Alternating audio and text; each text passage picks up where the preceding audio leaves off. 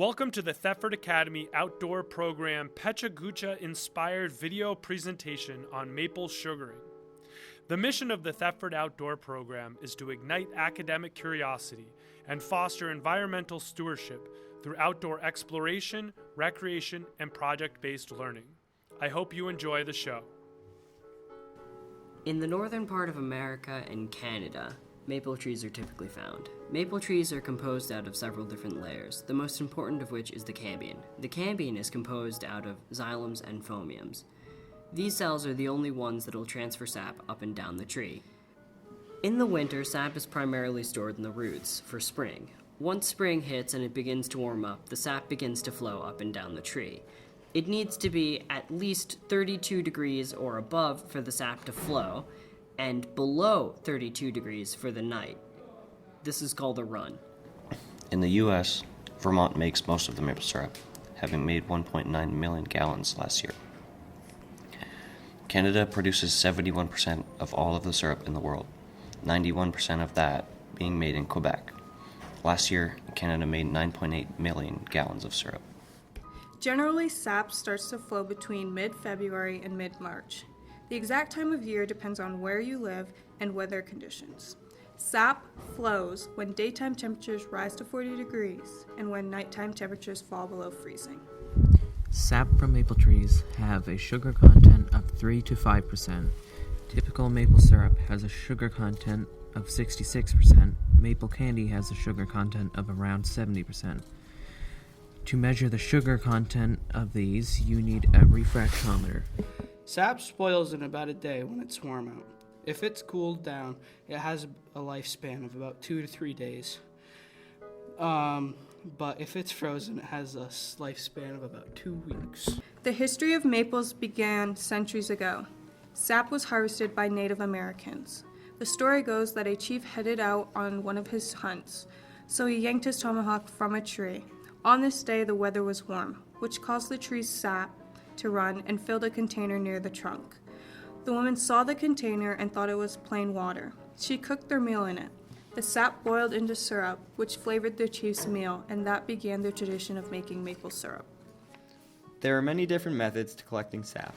All methods require a small hole drilled between 2 and 2.5 inches into the tree. Different spiles are used for different methods of collection. Traditionally, buckets were hung to collect sap. Smaller operations may still use buckets, but modernly, tubing of different diameters is used. Tubing is a lot less work when collecting because you don't need to collect individual buckets, you just need to collect one holding tank. Sap naturally flows down to the holding tank with the help of gravity. Nowadays, modern sugar houses use tubing with the assistance of a vacuum system.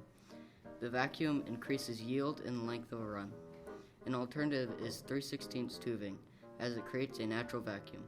This alternative requires annual cleaning due to particles causing clogs. To set lines, first a 5/16 to 2-inch main line is set. Lateral lines run into this main line. Most lateral lines are 3 or 5/16 tubing. Drops run from the tap into the lateral lines. All the sap flows down through the main lines into a collection tank. In this class, we built a sugar shack out of donated rough-cut pine and hemlock. It was complex and simple at the same time, which was perfect. It took about 2 weeks to build. A cool part of our sugar shack is that it has a functioning cupola that opens and lets the steam out when the evaporator is running. Reverse osmosis is the process in which sap is pushed through multiple semi-permeable filters, separating the permeate from the concentrate.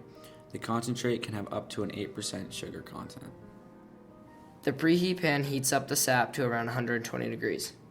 At this point, it enters the evaporator pan, which includes a raised flue and a drop flue. This increases the evaporation rate. There are multiple pans to increase the sugar content, and the burner needs to be fed with wood every 5 minutes or so to keep a good amount of heat. Boiling is a simple process. You boil off the water, turning sap into syrup. It takes 40 gallons of sap to make 1 gallon of syrup. You know you're ready to draw off when the sap is 7 degrees above the boiling point of water. Tools are an important part of making maple syrup. In my opinion, the most important tool is the evaporator because it is the main tool for turning sap into syrup. My favorite tool is a two-handed tool and it makes setting lines easier. A sugar producer has a wide variety of tools. These are just some of them. While sap is being boiled down into syrup, sugar sand, also known as niter, collects at the bottom of the pan.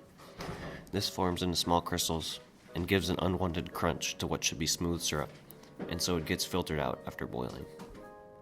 To make sugar on snow, you will need a cookie sheet, pot, stove, spoon, real maple syrup, and snow.